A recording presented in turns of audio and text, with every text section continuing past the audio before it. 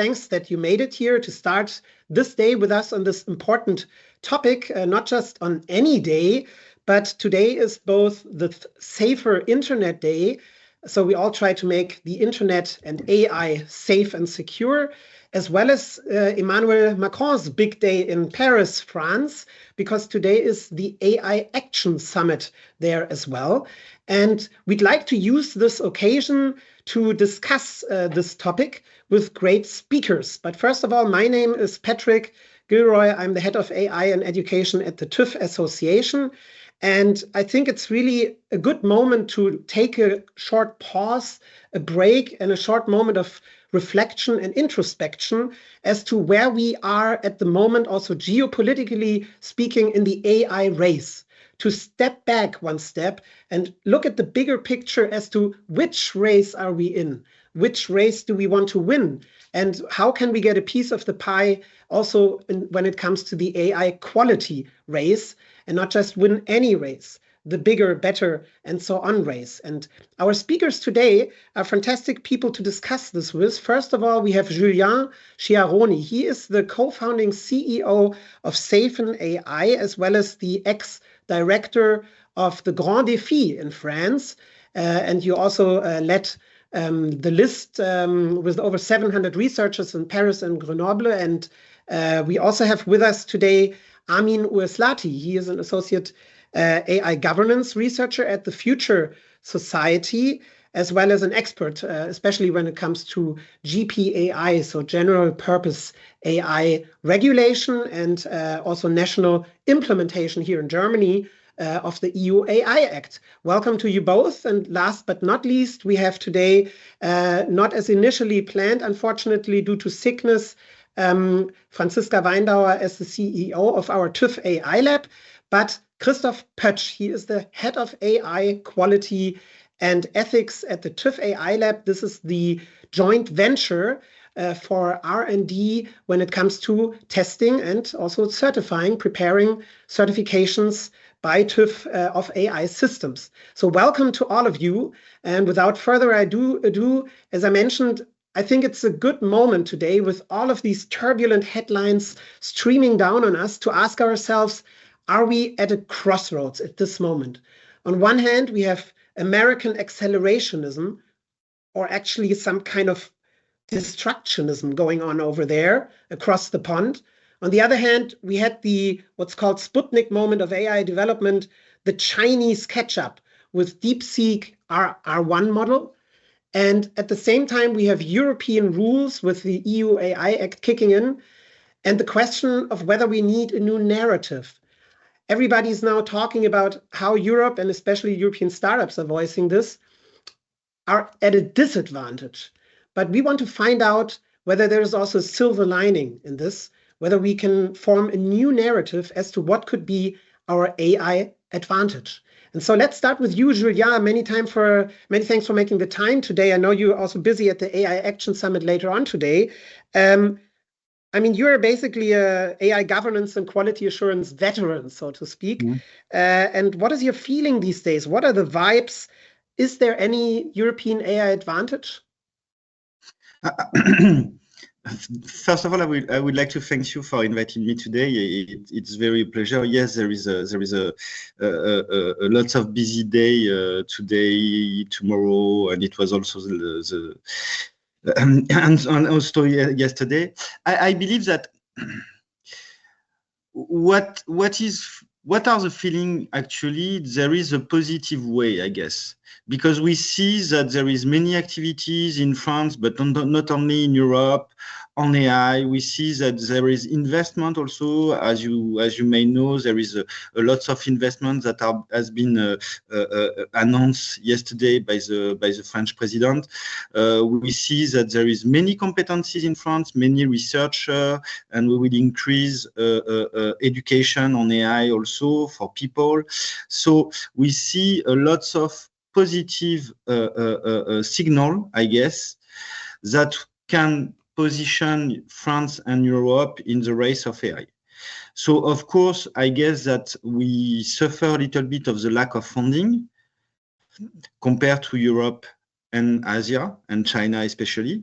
But as you may see, there is more than a 100 billion euro investments that are announced yesterday. So that's, I guess, a good signal and a big signal coming from France and Europe. So there is a race. The race is not over yet. And I believe that we have all competencies, funding and research activities that are in line with our objective to be one of the competitors. So of course we need to define a third way for AI. So that's why there is also the regulation and everything related to the European value inside the regulation. And after, for me, the key is really the adoption of AI by company and how you can combine, in fact, AI capabilities, not only LLM, but all AI capabilities. Adoption by people, because it's not only a question of compute, it's not only a question of technologies, but it's also a question of adoption by people. And you see that inside the company, it's quite difficult to have a large adoption of AI.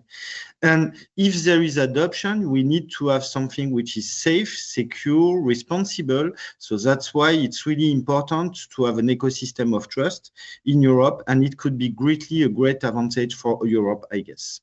Not only in terms of value, but in terms of economic advantage. Wow, that was already an answer to the narrative question I asked. You should put that directly into Emmanuel Macron's speech, right? No, but the thing is that moving over to you, Armin, Julien mentioned the French and the European position. And how far are we now in a battle for who's the leader, Germany, France, or can we only do this together as Europe? What is your opinion, and what kinds of vibes do you feel at the moment with all these headlines and developments of just the last days and weeks, really? So maybe if we could also take that narrative question first, because I think just kind of trying to what Julien said to turn maybe into an image and metaphor. I think for a long time we have been pursuing these skyscrapers, and I think probably rather than pursuing the skyscrapers, we should try and build more bridges in Europe. And I think that could be kind of the way. So I think in that analogy, what we have been seeing over the last 1.5, 2 years around building those very large, very powerful general purpose AI models, driven by the US, China entering that race seemingly, Europe kind of on the sidelines. And I think then we got to the point where it felt like, oh, we lost that race. But I think that was the wrong race to begin with. I think it was the wrong race for Europe to exceed, and it's also not the very important race to win. So I think this other bridging race, this different paradigm, is what Julien said about adoption. So I think we as Europe should focus on the adoption layer, because on the one hand, that is where the redistributed economic gain lies. And on the other hand, where Europe is just good at.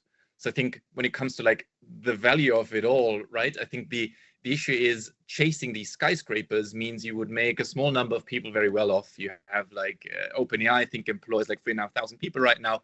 What would happen if you take that to Europe is you create a few millionaires, a few billionaires, right? But you don't have this distributed economic gain. You only get from taking AI and distributing it across the economy with real world jobs attached to those new applications you find. And on the other hand, why Europe is well positioned to do adoption, I think various reasons, but I would say just two kind of related to the data we have in Europe. I think that's often overlooked, but the high quality data we have across many, many domains in Europe. And key will be unlocking that. It's not trivial, but I think, again, here, a coordinated European way is a way to go. If we can create European data pools across different industries and make that available, that would be a real competitive advantage for Europe in the adoption. And the other layer, I think, is regulation, and we can get into that later, but I think good regulation is the key to create the trust you need in the industry across businesses to take the technology and adopt it in different areas. And when it comes to your question, whether this should be a French effort or European effort or German effort, I'm very much in for the European effort, just because overall, in terms of funding, we cannot compete with the US. So it will be critical to have this European approach, that European coordinated approach between Germany, between France, but also across the EU. I think CERN for AI is a very interesting project in that regard to mobilize funding. And yeah, I'm, as an AI governance researcher, focused on also the safe and ethical sides of the debate. I do take some worry with the current narratives being pushed in France by Macron. I think he very much buys into the US narrative of, he yesterday said, plug, baby, plug, as a reference to drill, baby, drill. So it seems more like him buying into this US skyscraper racing paradigm, whereas I wish we would more focus on building bridges. Although I think the idea of mobilizing funding is crucial, I think we should just try and direct it into our way, into a race we can actually win, and the race we want to engage in. Very powerful metaphor. And so in the end, it's about asking, which race are we in? Are we in a race like headless chickens? All the headless chickens are racing in one direction and we should just be following, or should we redefine the terms of the race we want to win? And if I understand you right, building bridges instead of skyscrapers, you also refer to, of course, the kind of superlative announcements by the Trump administration with Stargate, hundreds of billions of dollars with OpenAI, Oracle, and other companies, as well as then Macron's, just yesterday, you mentioned it, Julia, I think announcement of 109 billion euros for AI development. And maybe it does need both infrastructural doubling down on investment as well as redefining our unique advantage. And I'm curious to hear from Chris and how far you think that AI quality and also the work you're doing at the AI Lab might factor into this advantage. Yes, thank you very much. First of all, thanks for having me, and thanks for the two contributions. I'm very much in line with it. We need to get a discussion out of this, of course, but I think I fully agree on the idea, and we had the metaphor of the race already, and I think the big question is, I mean, it was foreseeable, at least since last November, that we would be standing at the crossroads by the end of January. I think that was foreseeable, and we're standing here. I think the pace with which that turmoil is going on is quite frightening. I think it's part of the strategy, but that is quite frightening. So, of course, we're at the crossroads, and the question is, how should we get along as Europe? First of all, I fully agree with I mean, we can only do this as Europe. The question of AI quality must be a European question, not a question, is it France, is it Germany? Because I think that is already one advantage we have.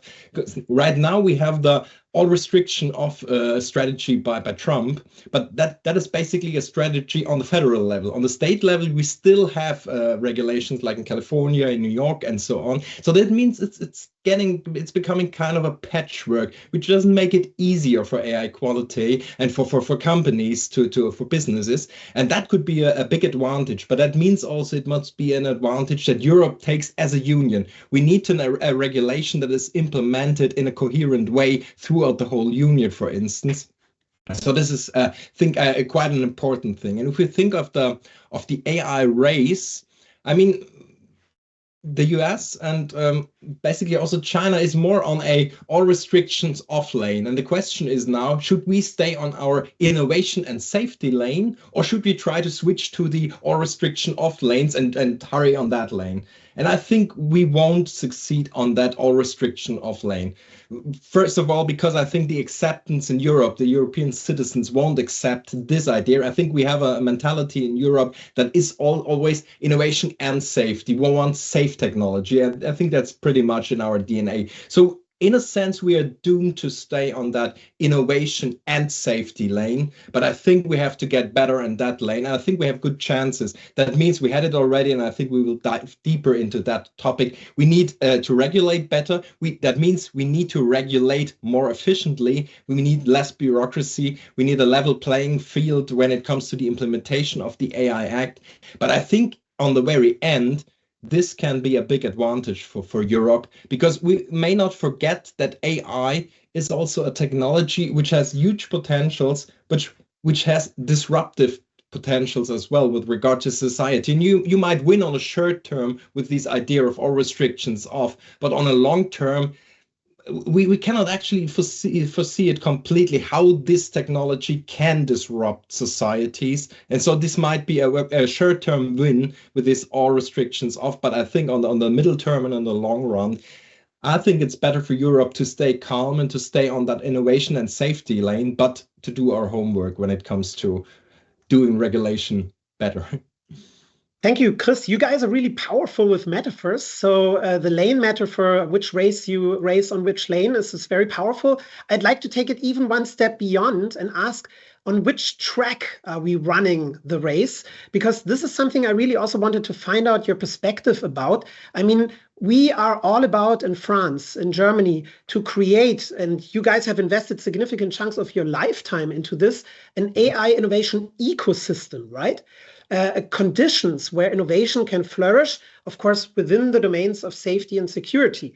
And you are not alone in claiming what you said, Chris, because just the AI safety report, which came out of the predecessor meetings of the AI Action Summit today, was published in the lead authorship of Joshua Bengio. And he warns very strongly about the risks that are basically out of the bottle. The genie is out of the bottle. We can't put it back in, but the risks, we have to take them serious. And he warns increasingly about risks of AI agents. And maybe we get to that.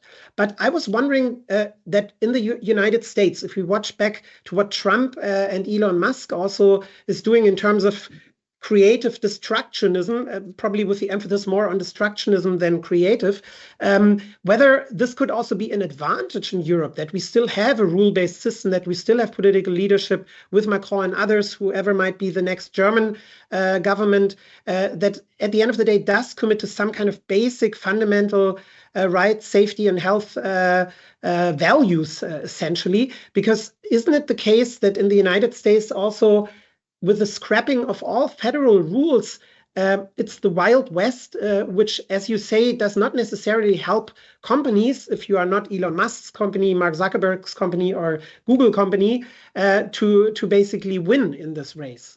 Julian, what's your perspective? Just to come back about the question about the narrative, I guess. I believe that maybe one of the mistakes we made in Europe is to make an opposition between regulation and innovation.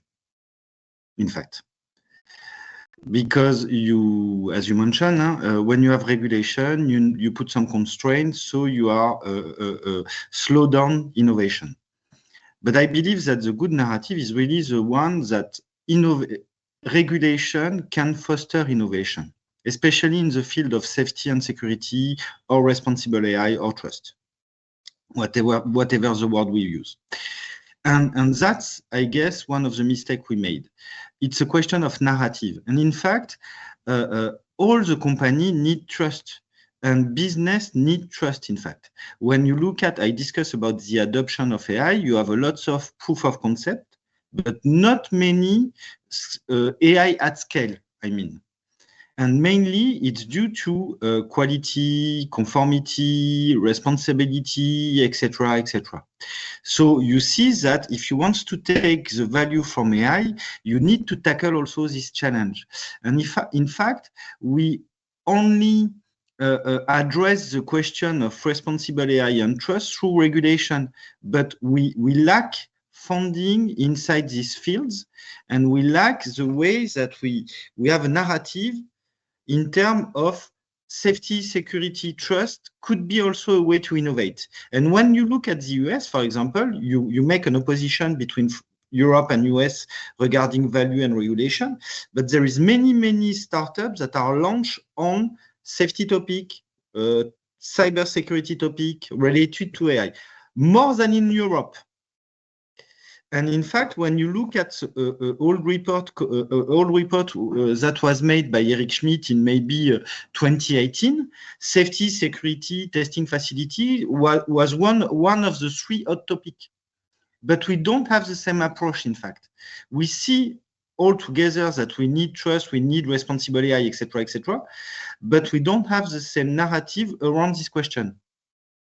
And in fact, I believe that if we want to really embed AI and make AI that it's good for all the society and sharing the value, etc., it will be a quick key question. It will not only regulation, it will be also innovation, and it will be also ecosystem. We need an ecosystem of trust. I mean, may I jump in here with the question of combining these two with the question of the Wild West? A little plain devil's advocate, because we are much. I think one thing is quite important. If regulation and bureaucracy become too complicated for businesses, and if as a business you cannot plan ahead, then the Wild West becomes attractive. And we have to be very aware of that. And just to give an example, I mean, if you run a business and you want to invest, of course, you need security to plan, and you need security to plan ahead a few years actually. And if we take just as an example, we had in the beginning of February, we had the first date of the AI Act, so to speak. So we got the enforcement of prohibited practices, and we had the AI literacy. 2 days later, we had the guidelines on forbidden systems and on the definition of AI systems.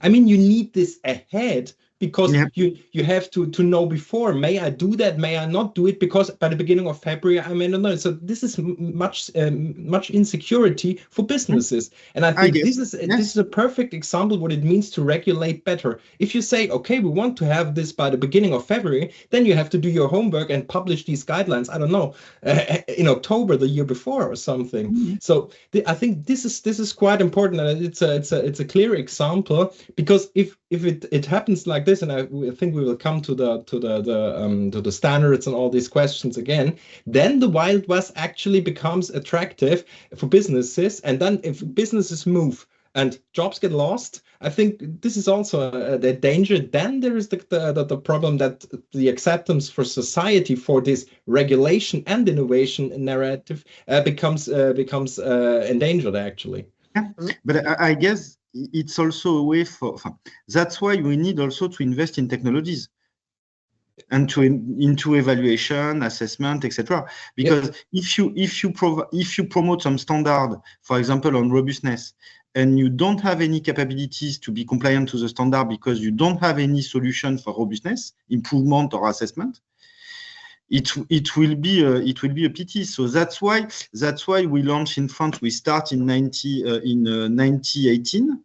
We start the program Confiance.ai, so with many companies, etc., in order to propose and develop methodologies, technologies for robustness, for explainability, for accuracy, etc., etc. There is one thing that many people are forgot, I guess. It's the question of the operational domain design. Everything related to the context. That's something. It's quite funny. That's also something which is really important. I guess that's maybe the most important things, because if you want to perform audit and quality tests on a system and you don't know the context of use and the domain of use, you are not able to do it. And that's the main difficulty with general purpose AI, because you don't know the context.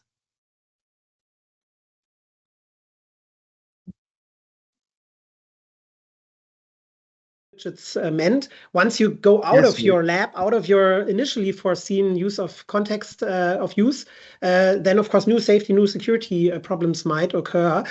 Armin, I really want to get to you as well here, but just let me mention that of course everybody watching this, you have the opportunity to ask questions, and we do have the time to take questions as well. In fact, we just had one on precisely what Julia mentioned, a question about how XAI, explainable AI, factors into this. But first, let me bring you in, Armin, as well. I'm sure you have a reaction at this point.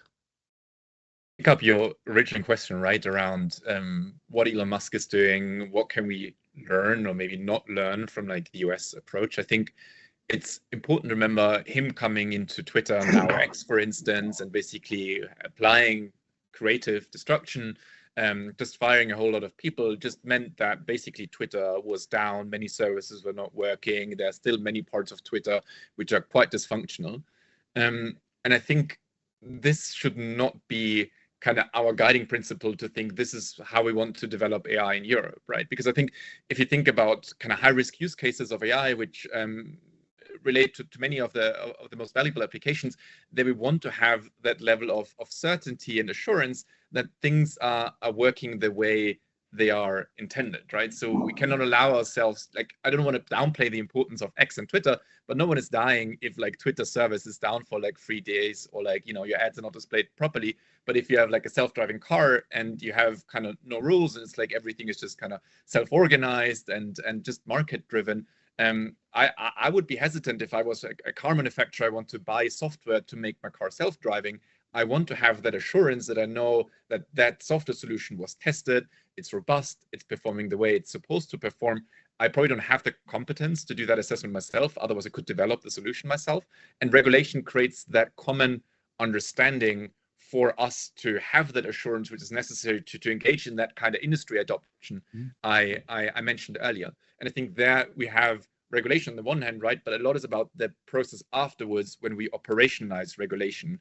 And I think that is where a lot of the impact of the AI Act will be felt. And I think like TÜV AI Lab is doing great work there, but I think we should have like broader efforts, for instance, to come up with solution test suites, for instance, to ideally make them open source, where kind of like a startup could go and kind of take the test suite. It's like a GitHub repository and could use that to then test the application. So I think this question of how do we operationalize regulation will also be key about this point. Is regulation productive or is it potentially hindering us? And I think there's a lot of room about like innovative projects, like applied research, and ideally making a lot of that open source available and having potential competition to the TÜV as well in that domain.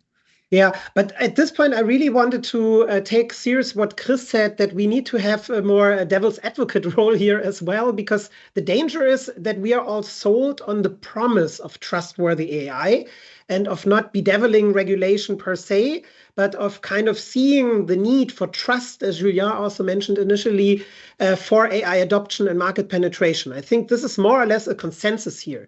But now is the time to also become self-critical and ask, what does it take to make it real? So what are the success factors that maybe we still have to do more homework? Because I think this also boils down to a speedy and unbureaucratic implementation, national implementation and EU-wide horizontally same type of implementation of the EU AI Act rules. And I would like to delve a bit into this so we also get to the AI certification questions, which are of course only down the road, right? Many things have to come together at the same time in this patchwork of making an efficient and effective AI regulation here at home and in France work. And so where are we there, and which mistakes have been made, and how realistic do you believe is it that AI standards, AI testing metrics, as well as then AI rule enforcement all come together as initially planned in terms of the timeline here in Europe? Who wants to start? First of all, what we need is standard. In fact, I know that there is, and we are involved into standardization activities, but we need standard. So that's why it's really important, because we have to know the guideline, we have to know the principle, and we have to share this guideline and this principle with the community. When I speak about operational domain design, for example, there is some activities at the ISO level for operational domain design. So we need I guess, 3 layers. We need a layer for standard, more standard, or more accurate standard. We need solution in order to be compliant to this standard. Solutions that are developing Saphen AI, but many companies also are working on this field. And we need also an ecosystem, because when you are providing solution and you are providing audit, you are not in competition. In fact, you are complementary. You are notified body from one side and you are a provider of solution from the other side.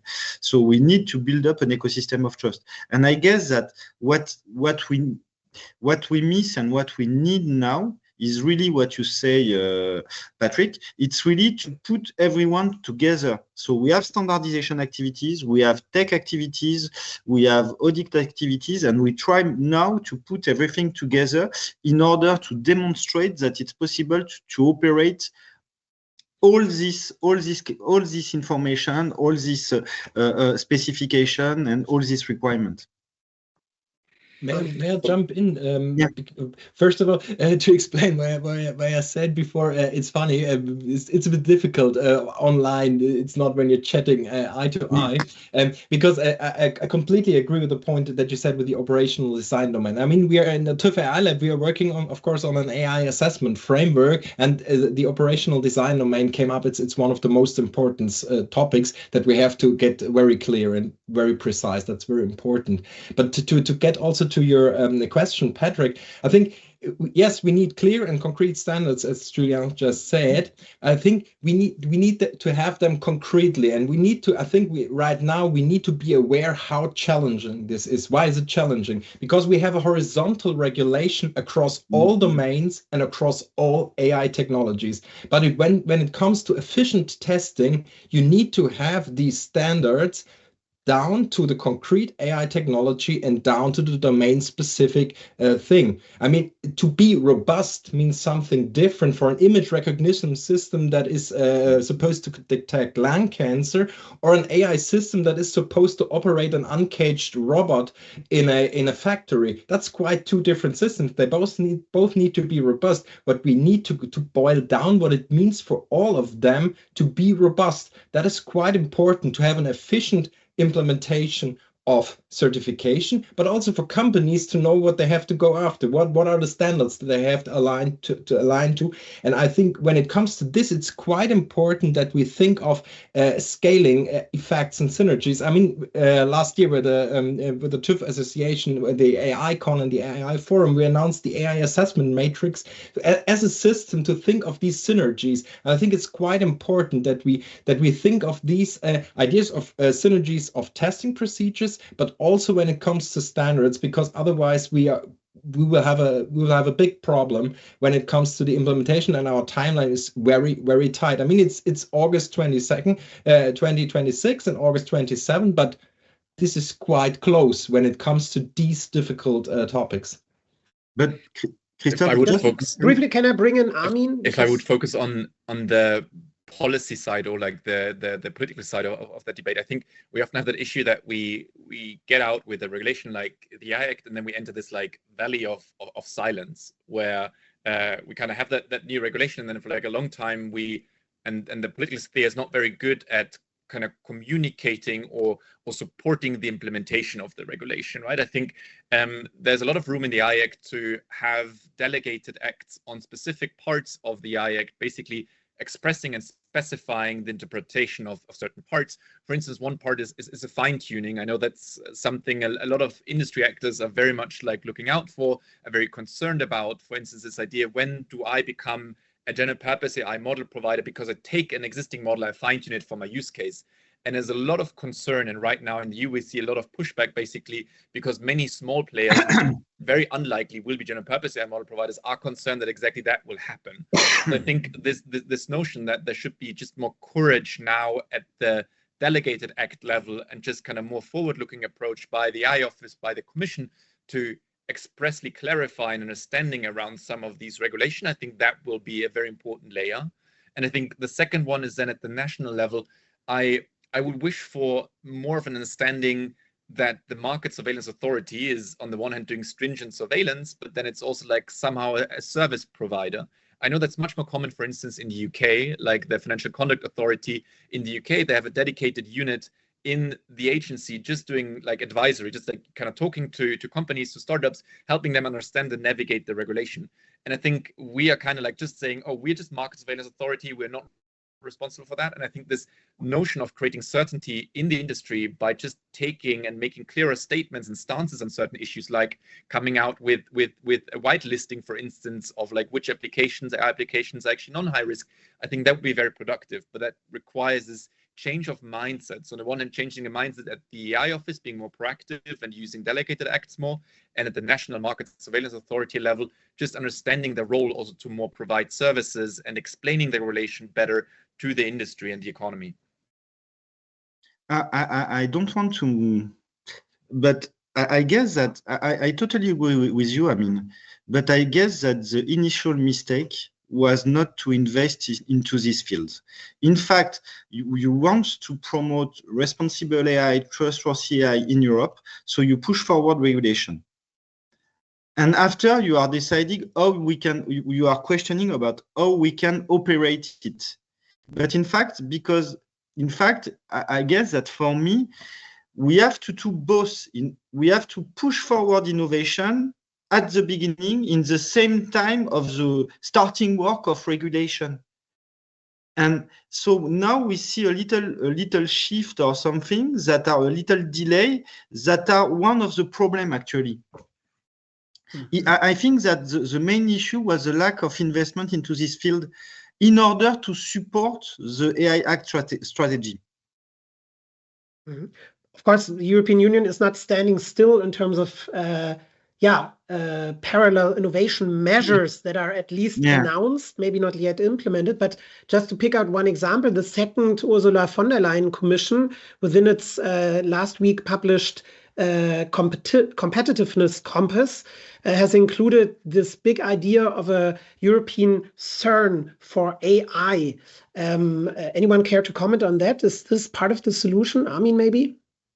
Yes. So I think when I first heard CERN of AI, I thought, oh shit, that's building skyscrapers, to kind of come back to my original analogy. So it sounded very much to me like Stargate in the US. We're just going to throw a shit ton of money at the problem. It will probably not stick, and we just kind of dumped all of that money. But now with that more concrete proposal, I found it quite positive, in fact. So I think CERN for AI is just a very misleading name. I'm not sure what the better name would be, but it's more like small decentralized laboratories across Europe collaborating on different themes, because that's more like the focus rather than having like one single very large project. And in that regard, I think the priority areas of CERN for AI seem very promising, right? So you have kind of different themes. One is about creating more computational resources in Europe, critically important to kind of build these models. Then we have more specialized, smaller general purpose AI models trained for very specific applications, ideally connected. I know we had this question in the chat around explainability. I think this understanding, how can we interpret these very powerful general purpose AI models is crucial to create that trust in the technology. And then also CERN for AI tries to really focus on specific applications in specific industry. How can we use that, for instance, in automotive or in the cyber sphere? So I think this understanding of having different themes that then collaborate is very promising. They want to set it up similar to like the DARPA model, like what we have in the US, right? This like basically how defense, like the US organizes its military spending for the longest time, the Sprint Agentur in Germany. This idea that you basically have like investment project managers working on specific innovations, I think is a very good setup. I guess the key question will still be, how much money do we give to that project, right? So now we had kind of France coming in with like 100 billion. I think the number circulating for CERN for AI for the first 3 years, I think is like 30 to 35 billion. I think the question would be, if we would double that, where would we get, right? Like, especially if you then have maybe industry buy-in into the project. I think the funding dynamics are not yet 100% clear, but to me, it seems that probably 100 billion over 3 years might not be enough, and we should scale that. But I think the overall approach of having this decentralized, coordinated across Europe is very promising. Do you agree? I think it's a very, I mean, mentioned a very important point, and it helps us to connect this to the very first question, Patrick, which with we started, the question that we're at the crossroads.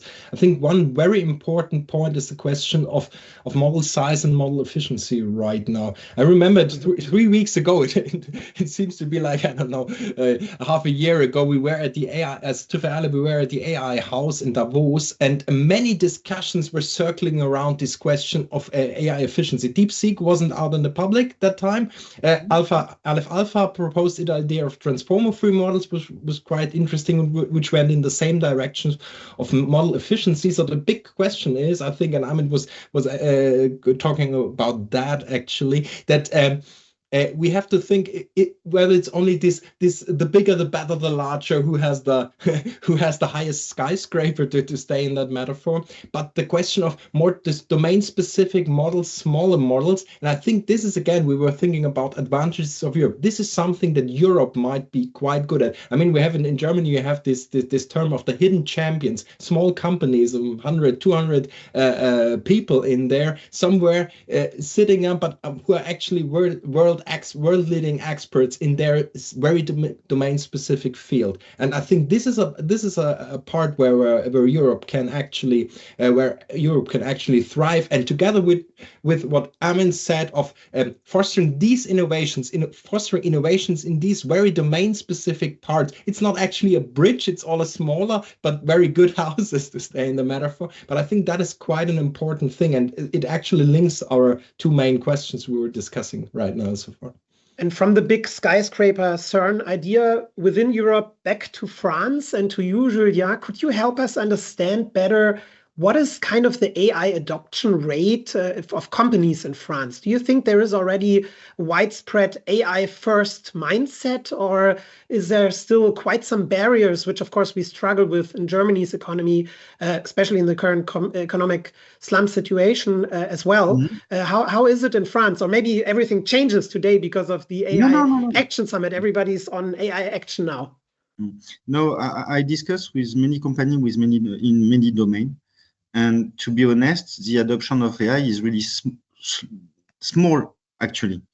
So because there is many use cases that are identified in companies, there is many proof of concept, but the AI at scale and the deployment of AI into business, it's really one of the key points. And it's maybe more than 10% of proof of concept. So it's really small. So why? Because it's not so easy to identify the return on investment with AI. Because I totally agree with Christophe and Amin. The question of small model are really key. Efficiency are really key because it's also a question of cost. If you want to scale, the efficiency of the model will define also the cost. So the return on investment. So when you look at company in industry 4.0, automotive industry, health, etc., we see lots of interest on AI, but few AI product or services at scale. Mm-hmm. And that's my point. We see that there is a value, but it's really difficult to go straight forward because there is also a question of adoption. When I look at and I discuss with some people, for example, in manufacturing industry, the adoption of user it's key. If you don't manage to embed operator user into the AI development, you can be sure that they will not use the AI solution. So at the end, you will not get your return on investment. So to answer to your question, I think that there is a lot of promise, but we are actually in a way that we are waiting for the proof that AI could bridge value into many business. Mm-hmm. Because adoption is still low at scale. Also still low. So fingers crossed this changes after today's summit with the AI elite convening in Paris. And I'd like to get back to you, Chris, also with another call for action for our audience here. Please do ask critical questions. We still have the time to answer a couple. And we had also one provocative one here asking, would it really be such a big deal if we leave the US to innovate while we lay back and watch? DeepSeek seems to have done the same. Any reaction on this, Chris? I think it's never a good advice to lay back and let others do the innovation. I think in Europe we've always been quite good in innovation. I mean, we're quite good in research when it comes to AI, so we are very good in this kind of innovation. But catching up on what Julien said, when it comes to adoption, when it comes to scaling, this is where our pain points actually lie. And I wanted to add up one thing, or basically two things. The first thing is, I think we need to be better in communicating what the AI Act is about. What I hear when we're talking to companies, to providers and potential deployers, it's just, oh, there is the AI Act. There are many obligations, and I'm quite afraid that I might do something wrong. And then you get into the conversation and you think, okay, what kind of AI system are you talking about? And then they explain their AI system, and it actually boils down to, you don't have any obligations besides Article 4, and this AI literacy is all in. To put it a bit bluntly, you don't have to care for the AI Act, but it's just this kind of monster in the fog somewhere that they think, oh, it might be quite difficult for me, and we need much clearer communications, and that is basically a high risk regulation. A certain amount of systems, I don't know, 10%, 20%, and so on, is high risk, and these have to stick to this regulation. For others, you have the transparency obligations, which are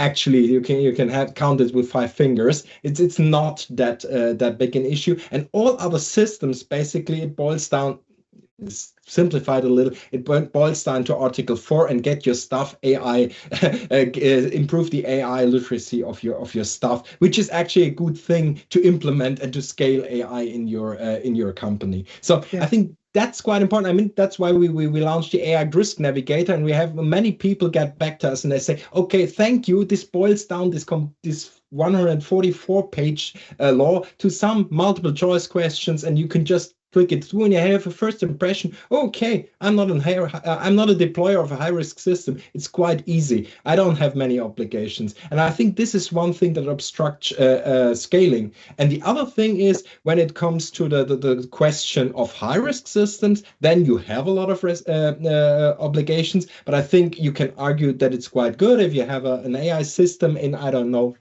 a heart pacemaker. I would have someone have that have an independent third-party assessment of that, and not only a provider saying, oh, it's all good what it done, and to have high applications. And for this we need efficient AI testing, inspection, certification, and to have that very transparent and comprehensible. And we have tried in the TÜV AI lab to do our share on that. But I think this is important to communicate it, who has the higher obligations and who doesn't. And for those who have the high obligations, to make it efficient and to make it transparent what the high standards are. Because in the very end, I think it's not the problem of having high standards. The problem is having unclear high standards and high fines, and you don't know what bar to jump over. Because I think we are quite good in Europe to jump over high bars, but we need to know where it's actually lying. That is quite important, and in the very end, that will be an advantage for Europe, I think, because I think we are a little better at jumping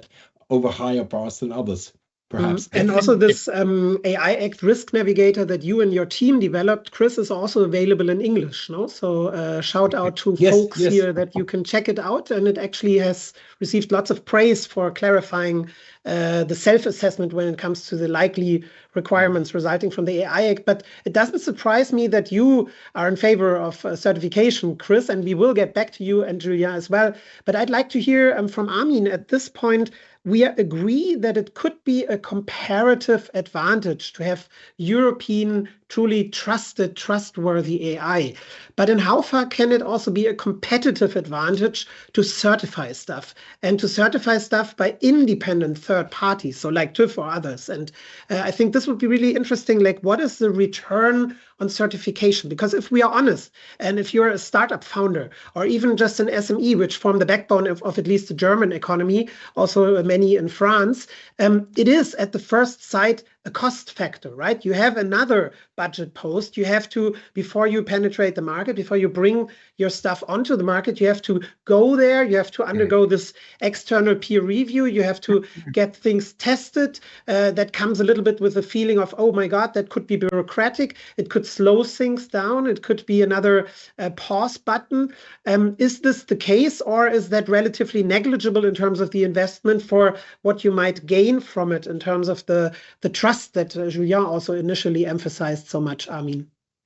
So if I could say one more thing to what you said before, right? I think this notion that could just like relax and not innovate, and I think that definitely is not the answer. I think if DeepSeek, I think there was a lot of hype around DeepSeek. I think the underlying innovation is not that impressive. I think it's also really funny that the hype came when they basically had the R1 model, which is like a reasoning part, but the real innovation was a model they released around 20th of December, which actually has like optimized decentralized training. And then you had like a big lag, then it just added this reasoning layer, suddenly performance goes through the roof and everyone loses their mind. But that addition, the reasoning layer, was not the major innovation. It was really like showing them how they decentralized training and made it super efficient on a comparably small number of chips and a small amount of compute.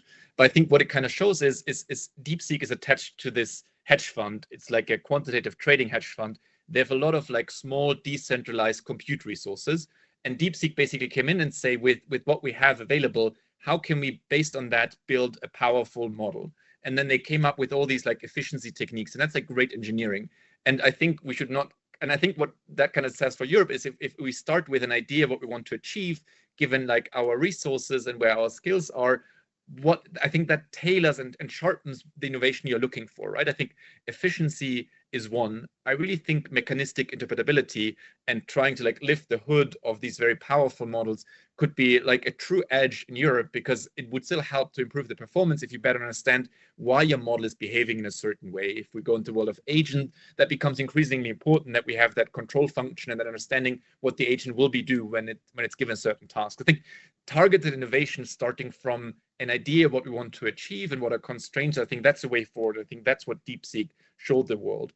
To your question around assurance and whether that is good, I think the underlying idea that you have testing is very important. I think the question whether every startup should get that done by the TÜV, probably not necessary. I think overall the AI took a very light approach when it comes to what kind of assessments need to be done externally by a party like the TÜV, by a notified body. And mostly you can do that internally. I think there's an additional clearly certificate and signaling function if you have that done externally by the TÜV, but I think like the minimal version is to have very high quality available test suites to do that internally, ideally, right? So I think like the TÜV is kind of the most ambitious version, like getting greatest assurance, but also potentially having the greatest cost attached to it. I think like a lighter version would be if we have publicly funded, available, like a GitHub repository, basically allowing you as a startup to kind of guiding you through the process of doing that conformity assessment the IAC requires. So my vision would be to also have the TÜV as a player, but we can't expect every startup to go for the TÜV. But if we have like a good toolkit available to startups to do that kind of assessment internally, in line with the requirements of the IAC, I think that could be like a middle ground between the two. But I think there we need to do much more work of freely available resources startups can use to do that kind of testing. Yeah, and as you said, that's often portrayed very wrong, that you have to go with everything to external auditors. Not the case. The EU AI Act has not just foreseen with its risk-based approach only the category of high-risk systems, but also within that, there's a lot of exceptions. Julia, how is the state of AI quality assurance and more specifically AI certification in France? Just one comment before, because we have one example of competitive advantage of certification. We just need to compare Airbus and Boeing. The cost, can you elaborate? The cost of non-conformity for Boeing was tremendous. It was maybe $60 billion. So in high-risk application, certification, quality, audit, etc., trust is key for the business. And if you make a mistake, if your product is not trustable, for sure your competitiveness will be slowed down. And we have the example with Boeing and Airbus. It gives Airbus a really great competitive advantage against Airbus. And it was not for all, but it was also a problem with software for Boeing. Where are actually the ecosystem in France in these fields? So as you may know, and I already mentioned, we invest a lot since 2018 in the fields of Trustworthy AI. So we have one program which is Confiance.ai that are promoting technologies and methodologies. It was 45 million euro investments over 4 years with maybe 50 partners, 10 big company, startup, maybe 20, and laboratory. We have also through Confiance.ai some cooperation with Germany, for example, with VD. So we discuss a lot with VD. So we have a strong ecosystem for Trustworthy AI in France. We also invest a lot in testing facilities. So as I mentioned just before, we have testing facilities on a project about testing facilities for AI and automotive industry, especially focused on self-driving car and in health, etc., etc. And we also promote a lot the standardization activities at the European and international level. So we have an ecosystem that is really dynamic, actually. We have also some strong cooperation with Germany, but not only with Germany. We also cooperate a lot with Canada and especially with Quebec, because they launch a program called also Confiance not AI but IA in Quebec. So it's a French option, I guess, with maybe 20 or 30 partners also in Quebec. So the ecosystem is really dynamic. We have many startups in this field working on explainability, working on robustness, working on test, working on, I can give you the name if you want. But I guess that now the big issue for everyone is really the scaling at the European level. The scaling question, the scaling issue at the European level. That's why cooperation between France and Germany is really key. We work with Germany on label, on standard. We work also on methodologies, not too much in technologies. We have cooperation in testing facilities. So we need to promote a global view of what will be the operational part, the actionable part of the AI Act for companies between France and Germany, and share it at the European level in order to convince. We also launch. We also work on a foundation, and but it's not official now. So it's really for us a way to structure the ecosystem in France, but to find also cooperation with other countries. And for that, we wish you all the best. Fingers crossed also for later on today. I think there is also a slot on specifically Franco-Allemand cooperation. Yeah. You should bring that in very strongly, Julia. Our hope is on us, on you. And as we near the end of our time, we have another question in the chat. You could either take that, or you could say what you would do if you were the next German or French digital minister. What would be the first thing you immediately prioritize to boost trustworthy AI made in Europe? Otherwise, the question we have in the chat is, how do you think the EU can overcome challenges in AI caused by stricter data regulation and limited access to large-scale data sets compared to the US and China? Your last chance to make a dent. Let's start with Armin. That's trying to link those two. I think really unlocking data will be key for what I mentioned earlier about building bridges and focusing on the adoption, right? So I think we have a lot of data, but often it is either not super accessible or it's like isolated in smaller companies. And I think in many regards, we should really work on finding European rules to basically allow pan-European sharing of data. Obviously, that needs to be some work done, right? Like ensuring that it's not like containing sensitive data, et cetera, et cetera. I think the Data Act is going in an interesting direction in that way, but definitely pushing that further. And I think one important initiative, if I was that first digital minister, would probably to fund and try to have like some pan-European collaboration on data pools for specific domains, right? So I think the vision would essentially be to provide the kind of data sets that different industries in Germany, but also across Europe could be using when coming up with their domain-specific smaller models. And maybe just like one last thought. I think like among us, like there was a lot of overall consensus in many of these regards.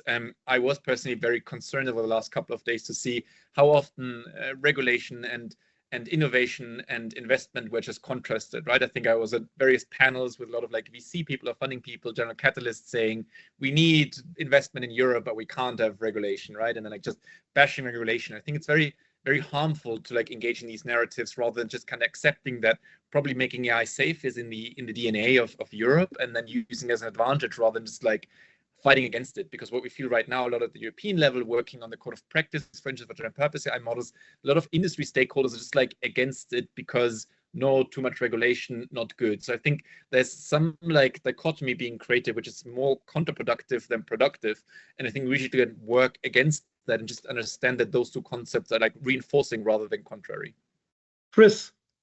Oh, I think we've only 1 minute left, so that would very quick. I will also try to link the two questions. I think I would push for first on a national, but also on a European level, for clear guidelines of how to actually combine things like a GDPR and the AI, because with regard to the GDPR, we have seen how implementation should not work, and we should do it differently with regard to the AI. But one thing is to combine these two regulations, and when you come down to the technical details, it becomes quite complicated. And to have very clear guidelines, because data is obviously quite important for AI. So when it comes to these guidelines and all those touching on this as well, we need clear guidelines. We need the edge cases, what is allowed, what is forbidden, and then you go for it. And then for companies, that is clear. You can do that and you can't do that. And if that is clear, so that would be one thing. It's just one point to push. Another thing is the regulatory sandboxes, domain specific, that could be quite interesting, but we haven't the time to touch that. Yes, and I know you have to go immediately, so maybe only if you want, Julien, last reaction. No. I just want,